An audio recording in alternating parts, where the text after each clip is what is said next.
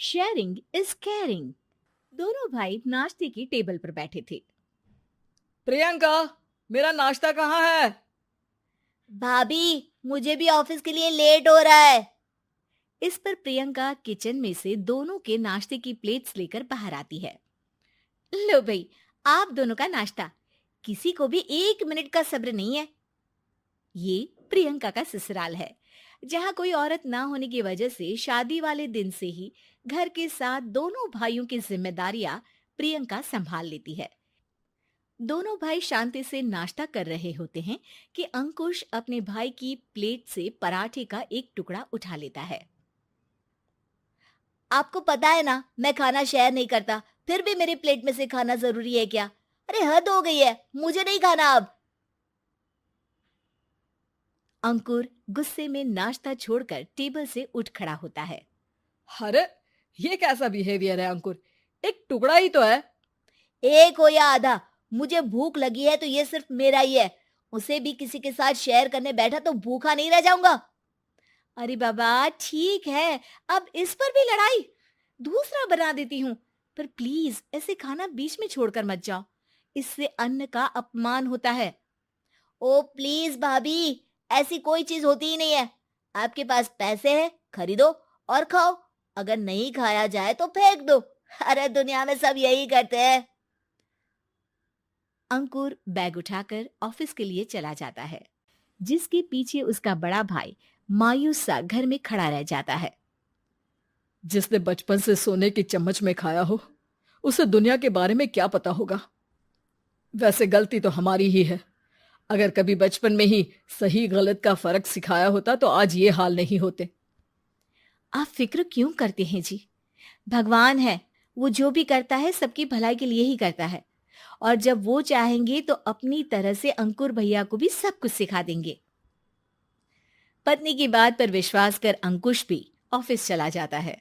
सुबह से दोपहर होती है और अंकुर लंच करने ऑफिस के पास वाले रेस्टोरेंट में पहुंचता है, जहां वो एक साथ बहुत सारा खाना ऑर्डर कर देता है। सर, क्या कोई आपको ज्वाइन करने वाला है? नहीं तो क्यों? अब कुछ नहीं सर, ऐसे ही।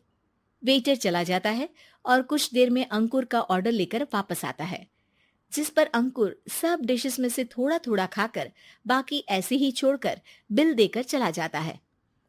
वाह भगवान, तेरी माया। कहीं कोई एक एक टुकड़े के लिए तरसता रहता है और ये 5 लोगों का खाना ऑर्डर करके एक का भी पूरा नहीं खाते। पैसे वालों की माया। वेटर टेबल साफ कर बचा हुआ सारा खाना लेकर रेस्टोरेंट के पीछे घूम रहे बच्चों के पास पहुंच जाता है, जिसे देख बच्चों के चेहरे खिल उठते हैं। वाह, आज इतना सारा खाना आया। थैंक यू भैया। भगवान आपको खाने की फैक्ट्री बना दे।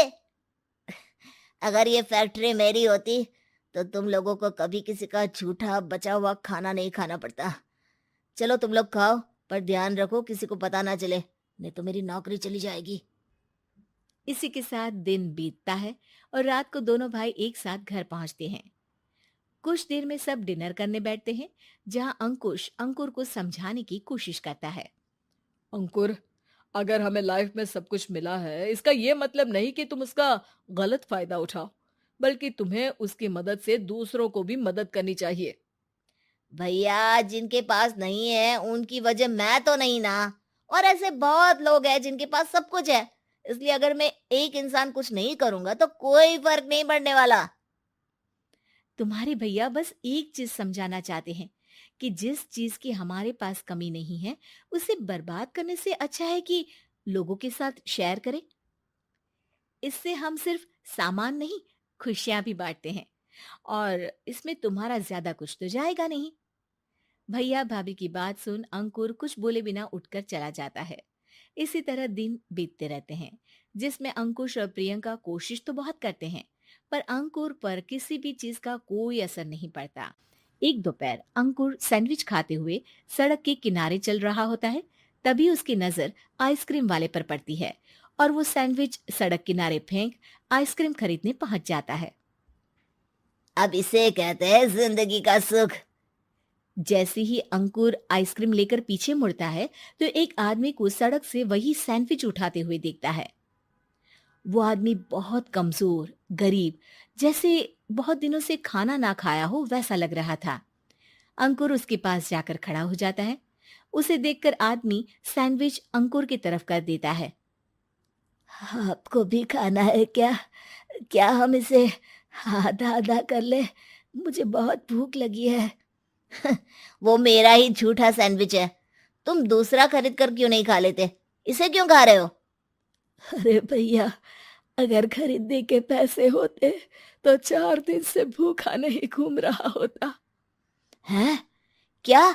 तुमने 4 दिन से कुछ नहीं खाया, फिर भी इस आधे सैंडविच को मेरे साथ बांटने के लिए तैयार हो गए? क्यों? अरे भैया, पैसा नहीं है तो क्या हुआ, इंसानियत आज भी उतनी महंगी नहीं हुई, और ना ही उस पर अमीर गरीब का टैग लगा है जो हम उसे रख ना सके। पर अफसोस, आजकल लोगों के अंदर पोषण, खून या विटामिन से ज्यादा इंसानियत की कमी होने लगी है। आदमी की बातों से अंकुर को समझ में आ जाता है कि वो आज तक कितना गलत काम करता आ रहा था। इसके बाद से वो अपनी किसी के साथ शेयर नहीं करने और खाने को बर्बाद करने वाली आदत को छोड़ देता है।